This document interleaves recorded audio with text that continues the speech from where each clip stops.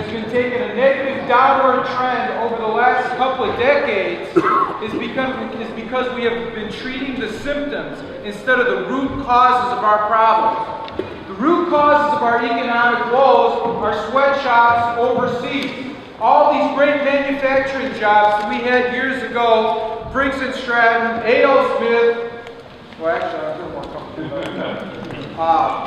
Allen Bradley, Harnisfager, Louis Alice, most of these jobs went overseas where they can exploit workers for economic gain in these sweatshops. And we're talking about creating jobs here, but unless we address the root issue of sweatshops, those jobs, if they're going to be manufacturing anything, are going to wind up overseas because they can pay somebody 50 cents an hour.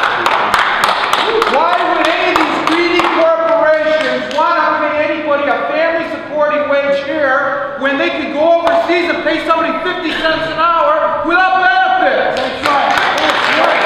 We got to keep our eye on the ball and focus on the root problems. This is how we start turning things around and start beating the sweatshop mentality. We start right here with our own military government contracts.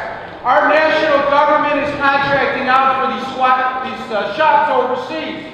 Last year, our federal government spent $200 billion. Last year, our federal government spent $200 billion of your taxpayer money that could have been used for jobs in this country overseas for our defense contracts. Now, I think there's a lot of ways to defense contract spending. We shouldn't be spending anywhere near as much money as we are. We shouldn't be involved in those wars. But if we're going to spend any money on military defense spending, we should be spending this country, putting Americans to work over here. We start with our own contracts, and then we implement plans to level the playing field for the American workers.